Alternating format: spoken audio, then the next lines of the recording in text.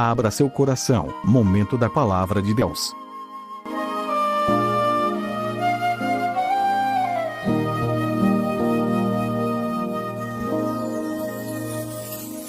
A tua palavra escondi, guardada no meu coração. Nós vamos nesse momento trazer uma reflexão para os irmãos, para a igreja, para todos nós. Abra sua Bíblia, o livro a gente já leu, no capítulo 13, de São João 13. Esse versículo, esse texto, fala do comportamento de Cristo, uma mensagem para todos nós. Eu só quero ler apenas um versículo. Capítulo 13, versículo 4, que diz assim: levantou-se da ceia, tirou as vestes e, tomando uma toalha, cingiu-se e levantou-se da ceia. Alguém já disse que quem não vive para servir, não serve para viver. É um pensamento, que também tem base dentro da visão de Cristo. Uma das maiores mensagens de Cristo não é nem o que ele pregou, é o que ele viveu. A pregação, o apontamento é muito mais fácil, falar, e alguém já disse que falar é fácil. E eu, quando estava observando essa mensagem, esse texto, Deus falou para mim, como fala para toda a igreja. Ele disse assim: entre vós sou eu o que serve. Nós que somos servidos de Deus. A gente muitas vezes diz assim: eu faço alguma coisa, e realmente Deus permite até esse privilégio. Eu me sinto privilegiado de estar aqui nesta noite, de estar servindo, de estar aqui com os irmãos, de estar aqui durante o dia. Hoje, por misericórdia, eu não digo isso como nenhuma nota de engrandecimento, está muito longe. Eu vivo pela misericórdia de Deus. Chegamos aqui de 6 da manhã, estamos até então trabalhando aqui na obra, e às vezes até um pouco recuado, descansando por causa do fardo, da dificuldade, mas está aqui e vendo Deus operando em nossas vidas. É um privilégio, irmãos, quando a gente faz a obra do Senhor. Conta-se certa vez que Gandhi foi encontrado lavando os sanitários do vagão de um trem de ferro. Essa história, E quando lhe perguntaram se ele era um discípulo de Gandhi, ele respondeu: não, eu sou Gandhi. É importante a gente ver esses exemplos. Não estou falando aqui que obra salva, não é isso. Mas o salvo, ele gosta de ajudar, ele gosta de fazer a obra do Senhor. E o maior exemplo, muito maior de todos os tempos, é a pessoa do Cristo, que ele mesmo disse: veio para servir e não para ser servido. No capítulo 10 de Marcos, versículo de número 45, essa mensagem, ela domina o ministério de Cristo de uma certa forma. Para que a missão de Cristo? Certa vez eu fui convidado para dar uma palestra numa empresa, falando sobre o resumo da missão de Cristo. Qual seria o resumo da missão de Cristo? O que foi que ele veio fazer? A mensagem dele fala que ele veio para salvar e buscar o que se havia perdido. Marcos 10, 45 fala sobre isso. Então, queridos irmãos, a igreja, ela foi salva para servir. É a escrava resgatada. É a igreja do Senhor Jesus Cristo. Escrava algemada pelo amor de Deus. Não faz isso para fazer favor, não. A gente vive do favor de Deus. Nós vivemos da misericórdia.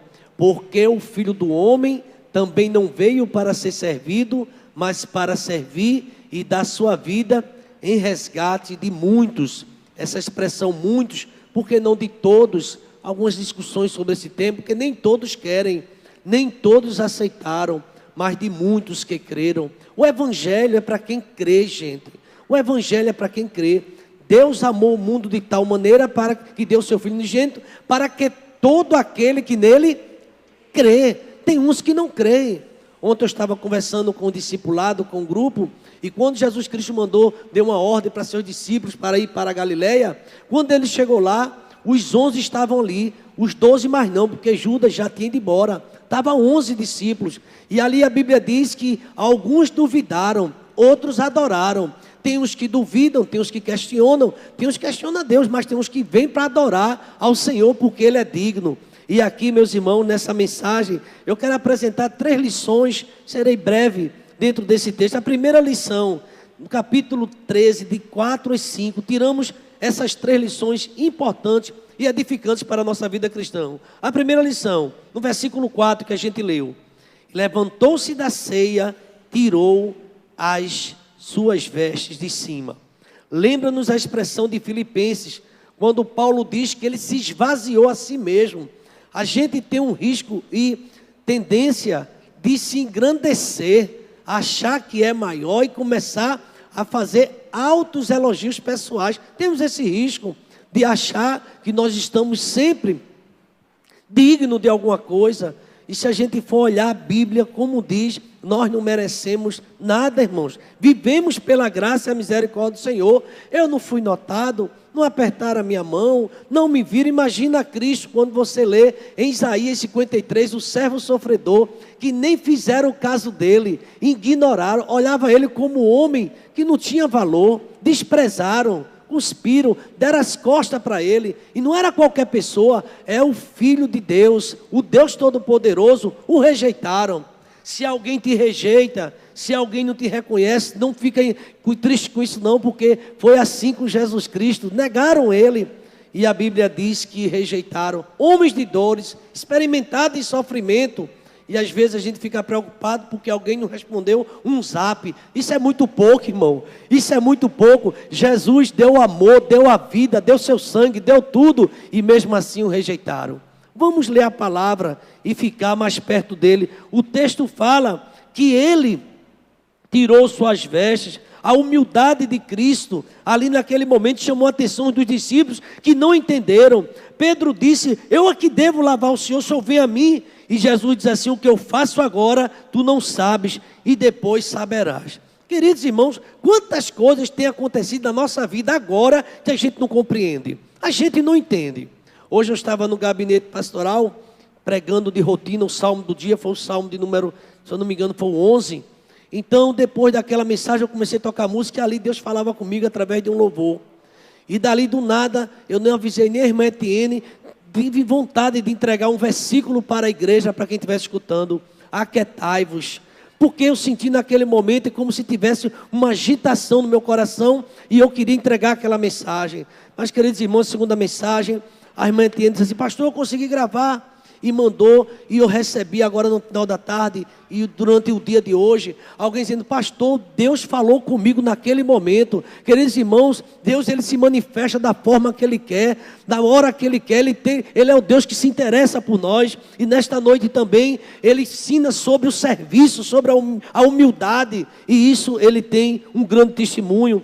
A segunda lição está no versículo 4 ainda, quando diz o texto: tomou uma toalha, tomando a toalha, cingiu-se com ela. Da mesma forma como se vestiria um escravo mais humilde. Isto é expresso em Filipenses. Ele assumiu a forma de servo.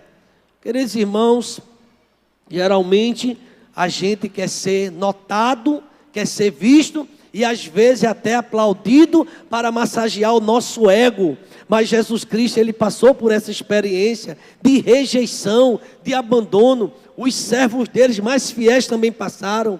A igreja aniversariando, nesses 22 anos, quantas experiências a IEBT tem passado e passa. Mas a terceira lição que nesse texto fala, está no versículo 5, e eu quero compartilhar com os irmãos. Diz o texto: e depois de ele ter tirado a toalha, tomou também água, o verso 5, numa bacia, e começou a lavar os pés e a enxugar-lhe com a toalha que estava cingido. Queridos irmãos, deitou água na bacia. Feito isso, começou a lavar os pés dos discípulos. Será que estamos prontos para tomar a mesma atitude, o exemplo de Cristo, do servir? Isso não é muito fácil. Eu estava pensando como eu preciso melhorar, eu pensando na minha vida. Eu não sei quanto essa mensagem toca em você, mas em mim eu pensando quanto eu preciso melhorar no servir. E eu estava ali, parecia uma irmã que ela não tem frequentado mais a igreja, também eu não sei as dificuldades que ela está passando, às vezes a gente conversa, mas ela é um pouco meia caladinha, tem problemas na família, etc. E ela me fez uma pergunta, lá no livro de 2 Samuel, no capítulo 20, e a pergunta que ela fez exigiu uma pesquisa sobre uma situação que Davi passou com um dos seus generais.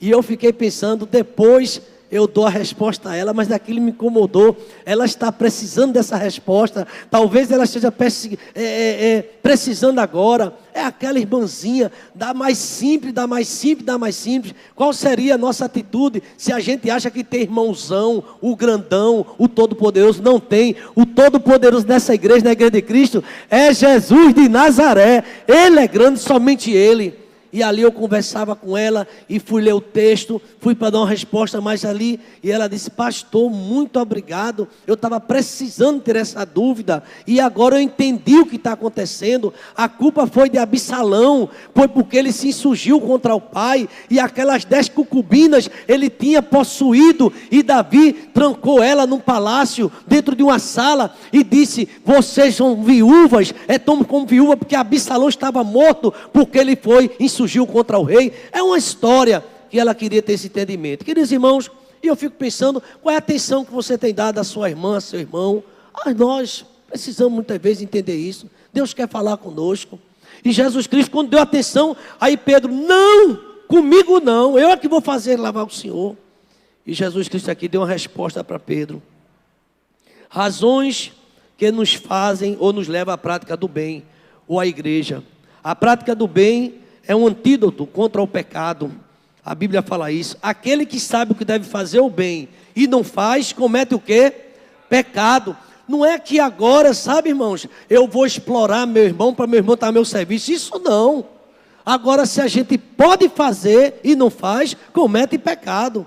Aí você vai chamar seu irmão, porque tem gente que abusa, vocês sabem disso ou não? E pede aqui, pede ali, pede. Eu acho que a gente deve ajudar. Agora, cada um também deve ter uma consciência.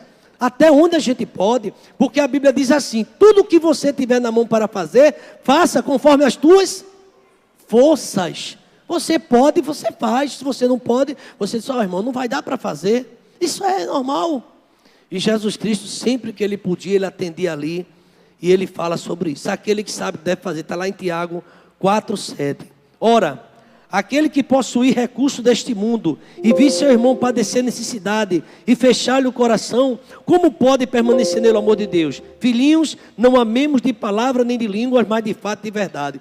Esse texto foi tão batido no acampamento, porque a gente estava lendo a carta de João, e a gente vê o quanto nós nos distanciamos, às vezes, da palavra do Senhor.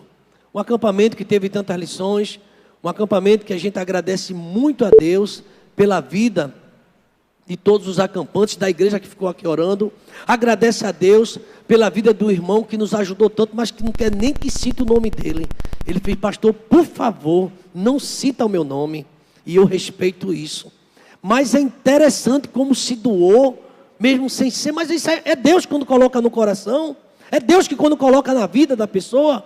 Bendito seja o nome do Senhor. Irmãos, se alguém disser, ama a Deus e odeia seu irmão, aí diz que é mentirosa a palavra. Porque aquele que não ama seu irmão a quem vê, como ama a Deus quem não vê? Tem gente que é cheio de picuinha, você sabe disso, é cheio de dismaria, cheio de emoções, cheio de 9 horas, cheio de coisinha, vê defeito em todo mundo. Tem um detalhe, viu? Vê defeito em todo mundo. É aquela história que Jesus Cristo falou, querendo tirar o cisco do olho do irmão, mas tem uma trave no olho dele. Louvado seja o nome do Senhor. Jesus Cristo reprovou muitos fariseus, porque nem fazia obra e botava defeito em quem fazia. Jesus Cristo falou sobre isso. Aí aqui o texto sagrado fala que o pecado, queridos irmãos, torna-se mais grave, porque nós sabemos que é o nosso dever fazer o bem. Muitas pessoas são chamadas para um determinado tipo de ministério na igreja. Aceita, recebe aula, recebe instrução, sabe que dá para dar assistência, sabe que ajudar a mesa, sabe que fazer visita, sabe que deve estar em oração com as irmãs, mas vem quando quer. E se quiser vir, não dá assistência à casa de Deus. Será que Deus um dia pedirá conta de cada um de nós? Pedirá. Não é você. Ou pode ter sido uma pessoa que foi escolhida por homens. uma precipitação, porque tem muitos registros na Bíblia sobre isso também. Porque, irmãos, não é preciso ter um cargo eclesiástico para você fazer alguma coisa na obra do Senhor. Isso está provado. Não é preciso. Mas quem tem, sabe da sua chamada, sabe da sua responsabilidade e sabe o seu dever. Hoje eu achei lindo uma expressão, eu não vou contar toda a história, quando eu falei com um determinado irmão que estava aqui trabalhando, fez, e aí? Ele fez, eu estou bem, pastor, eu estou aqui. Cada um dará conta de si mesmo a Deus, mas é a maior verdade. Eu estou bem, eu estou aqui. E a gente vai seguindo, fazendo com amor, com alegria. A igreja, ela é assim, ela vive para servir. Não estamos ensinando que é pela prática do bem que alcançamos o perdão dos nossos pecados. Não é nada disso. Mas sim que eu deixo de fazer, comete pecado. E a Bíblia fala sobre isso. Pessoas que não evangelizam mais, pessoas que não aparecem na escola dominical, pessoas que não vêm mais para nossa assistência na igreja, pessoas que não aparecem para um matinal, pessoas que não têm tempo para nada, e que Deus ajude, porque você vai ver que a vida não consiste só nisso. Jesus Cristo ele chegou a dizer, nem só de pão viverá um homem, mas de toda a palavra que procede da boca do Senhor. Que vida é essa, que não tem mais espaço na agenda para Deus? A gente tem que ter cuidado com isso. Tem muitos irmãos sérios, fiéis, preocupados com isso, porque sabem que a sua vida devocional, a sua vida espiritual já não está mais na igreja. E eu fico preocupado, irmãos, como agrada a Deus quando a gente pratica a vontade dEle. Não é para agradar nem ganhar tapinha nas costas do seu líder, nem do seu pastor, nada negativo. Vive em paz com Ele, ajude se você puder, mas é para a glória de Deus que a gente faz esse trabalho. E aqui o texto diz, já concluindo sobre essa prática do bem que agrada a Deus, todas as quartas-feiras a gente vai estar falando sobre a vida da igreja, como é que se vive dentro da igreja, na casa do Senhor. Que repartas o teu pão com o faminto e recolhas em casa os pobres desabrigados, e se tu vires o nu, o cubras. Você sabe quem foi que disse isso? O profeta Isaías, no capítulo 58, versículo 7. Ele falando sobre a dinâmica do povo de Deus, como é que deve se comportar. E às vezes a gente tem ignorado até um pedido de oração. Irmão, ora por mim, beleza, nunca orou. Eu estava numa sala de aula outro dia, disse assim, eu gostaria que os irmãos orassem 1 minuto pelo pastor. E eu sei que parece que isso é difícil, mas a igreja precisa orar um pelo outro, não só pelo pastor, por toda a comunidade. Não é fácil.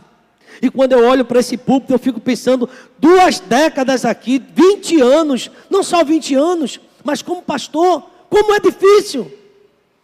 E eu cada manhã eu digo, meu Deus, como é isso? É a tua misericórdia, é um milagre. Porque eu não me sinto capacitado em momento nenhum. Eu não me sinto. E a capacidade realmente vem de Deus. É Deus quem sustenta. O homem, por mais firme que esteja, é pura vaidade. E eu fiquei pensando, depois de 5 anos de ministério na evangelização, como evangelista aqui, fui convidado para o pastorado. Hoje eu olho para trás, 25 anos, quase 26 anos. E Deus tem sustentado a minha vida. Vi os filhos crescer aqui. Vi aqui ficar, ele tornar-se adolescente. Vi aqui os filhos até um se tornar ministério. Vi os outros na música. Eu nunca toquei nada. Mas vejo meus 3 filhos como levita. Isso só pode ser a mão de Deus. É a mão do Senhor. Agora isso aí você sabe que Satanás fica apontando, falando. Fala mal da mulher de pastor. Fala mal do filho de pastor. Fala mal de pastor. Fala tudo que pastor. Irmãos, é perseguição nesse mundo. Jesus falou sobre isso também.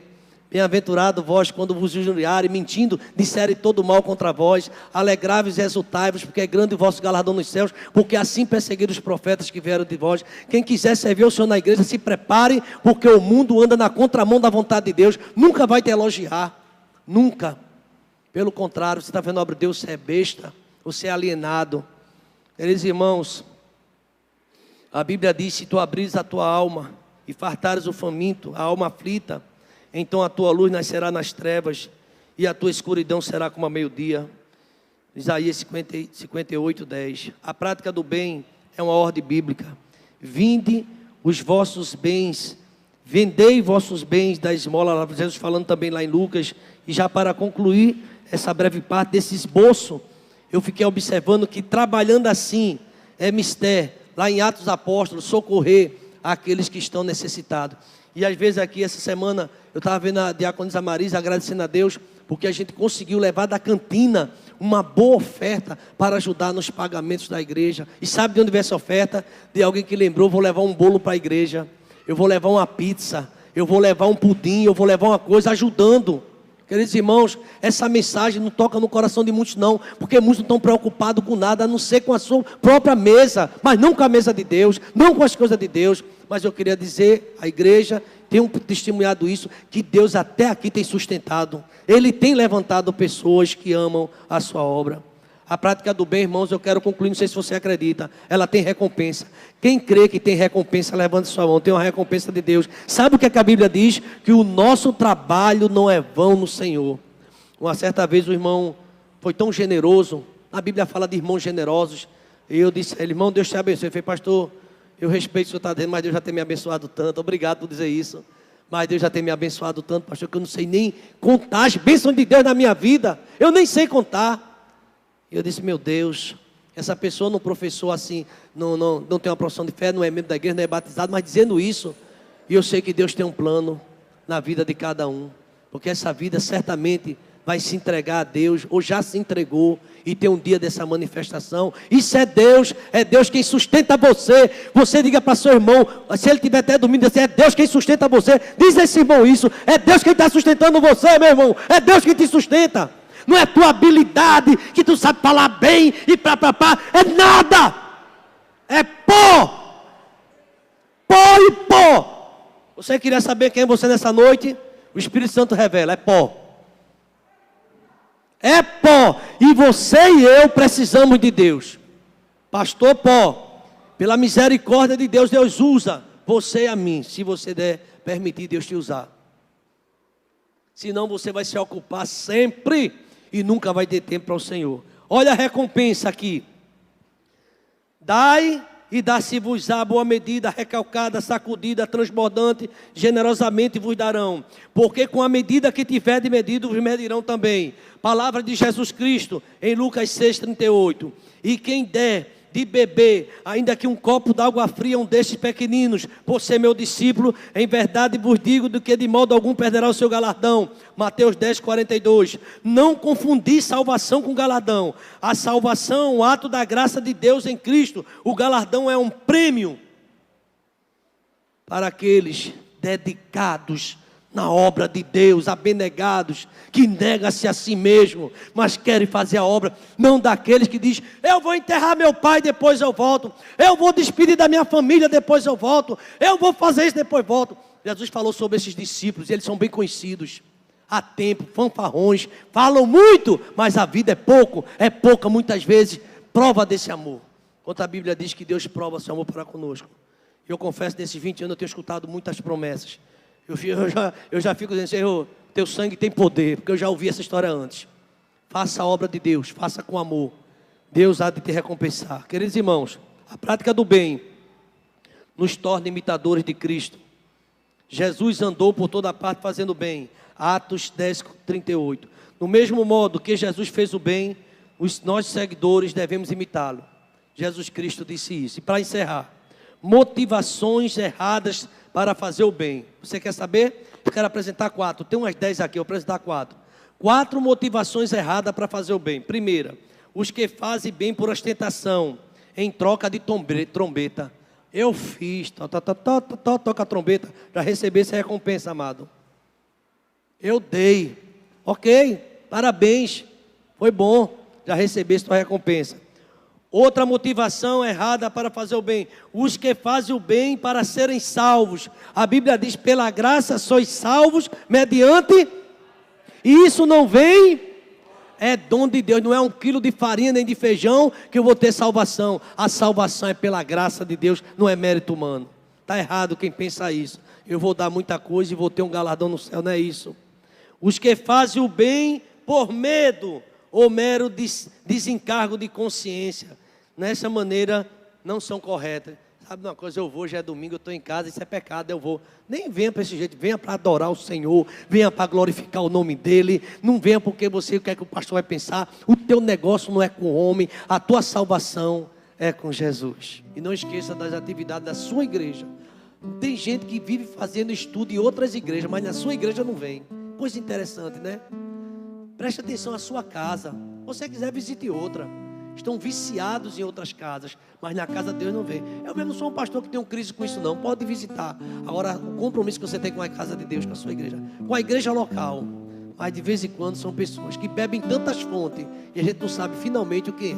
Que Deus tenha misericórdia, e se firme, e faça alguma coisa ali onde Deus chamou, e ore pelos seus irmãos. Não há nenhum pecado, nenhum mal em visitar outra igreja. Agora, cuidado para você não deixar de dar assistência na sua. Baixe sua cabeça, feche seus olhos. Toda a família e EBT, vamos orar agora. Obrigado, meu Deus, porque mais uma quarta-feira, a primeira, Deus, do mês de março, mês do aniversário. Estamos aqui, ó Deus, aprendemos tanto, ó Deus. O Senhor falou tanta coisa, ó Deus, através do louvor, do testemunho, através dessa apresentação do Desafio Jovem, de jovens que estão começando com cânticos, que a gente aprendeu, quem sabe, há 15, 20 anos atrás, e eles estão começando um começo, como o teu servo falou, jovens que estão há 3 meses apenas, 3 meses no desafio, outros 5 meses. Jesus, que eles continuem sua caminhada, ó Pai, porque não é nada fácil. Obrigado, ó Deus, pela vida da tua igreja, que tem uma vida, Deus, de serviço. Ó Pai amado, a tua palavra fala que nós somos teus servos, ó Pai. Somos identificados pelos teus servos, independente, ó Deus, da patente, ó Deus, ou do cargo que a gente tem dentro da tua casa. Somos servos, esse é o mais importante. Abençoa aqueles, ó Deus, que têm desprezado a tua igreja, aqueles que já não têm dado atenção, aqueles que abandonaram o primeiro amor, Pai, já não têm aquela mesma alegria, ficaram, ó Deus, muitas vezes estão ficando no meio do caminho. Tu és Deus que pode restaurar. Onde estiver, ó Pai, eu tenho certeza que o Senhor tem abençoado, ó Pai, e vai abençoar. Recebi, ó Deus, um e-mail, ó Pai, uma mensagem de um servo teu que está em São Paulo, e ele já comentava a mensagem desta noite. Pastor, é verdade, para onde a gente for tem lutas, para onde a gente for tem problemas, mas quando nós estamos com Cristo, nós somos mais do que vencedores, ó Pai, e que possamos continuar contigo, ó Pai. Obrigado por tudo, ó Deus amado, obrigado por cada família aqui representada, e que a graça do Senhor Jesus, o amor de Deus, o nosso eterno Pai, a comunhão e as doces consolações do teu Espírito, ó Deus, esteja sobre nós e sobre todo Israel de Deus, desde agora e para todo sempre. Vamos dizer amém, irmãos? Deus abençoe. Agradecemos sua presença aqui em nosso canal. Obrigado.